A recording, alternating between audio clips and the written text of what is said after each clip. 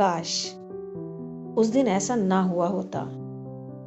Sir ने 52 लड़कियों में सिर्फ मेरा ही नाम पूछा। मतलब उनकी नज़र में मुख्य अपराधी मैं हूं।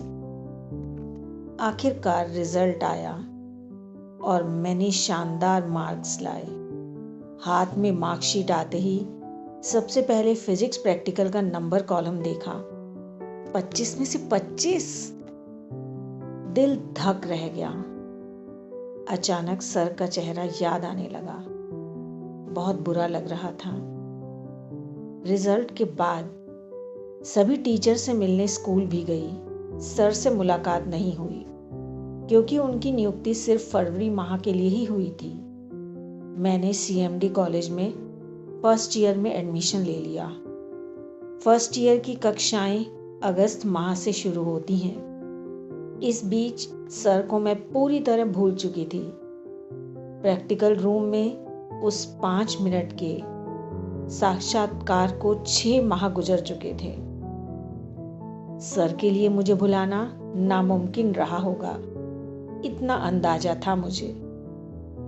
किसी के निजी रिश्ते का मजाक बना सार्वजनिक रूप से उछालना सचमुच अनैतिक है, सामाजिक अपराध है। जिस कॉलेज में मैंने एडमिशन लिया, पापा वहीं प्रोफेसर थे। मेरे सभी पुराने दोस्त छूट गए। कुछ दोस्त इंजीनियरिंग, मेडिकल या अन्य प्रोफेशनल कॉलेज में निकल गए। मेरे लिए कॉलेज मतलब नई जगह, नई क्लास, नए दोस्त और स्कूल यूनिफॉर्म से छुटकारा। कॉलेज की इस नई क्लास में हर प्रोफेसर प्रवेश करते ही सभी छात्राओं से उनके 12वीं का परीक्षा परिणाम पूछते और क्लास में सर्वाधिक अंकों के कारण मुझे विशेष तवज्जो मिलती। फिर भी पता नहीं क्यों मैं अपने कॉलेज में हमेशा एक अबूझे दबाव में रही। शायद कॉलेज में पापा की उपस्थिति की वजह से असहजता थी। मुझसे वहां भूले से भी कुछ गलत ना हो जाए कि पापा को नीचा देखना पड़े। उस दिन मैं कॉलेज में अपने फर्स्ट ईयर की इंग्लिश लिटरेचर का लेक्चर अटेंड कर रही थी कि दिल धक हो गया। लगा जैसे दरवाजे के बाहर से फिजिक्स सर गुजरे हैं। मेरी नज़र बाहर ही थी, जैसे कोई डरावना साया मुझे नज़र मिलाते हुए निकला। लेकिन क्या वो सर ही थे?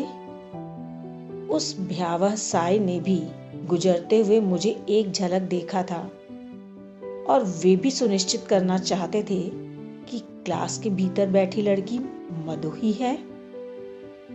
सर पलटकर कॉरिडोर में दोबारा सामने आए और अब की बार धीमी चाल में मुझसे नजर मिलाते निकले।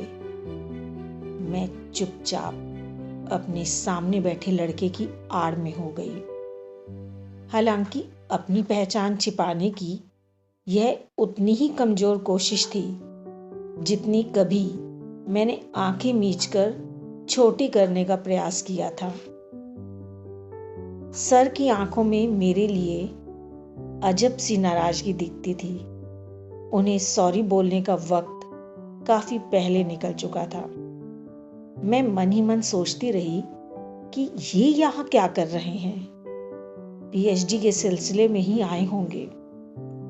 काश मेरे स्कूल की पुरानी गैंग साथ होती तो हम फिर एक बार इनके मजे लेते।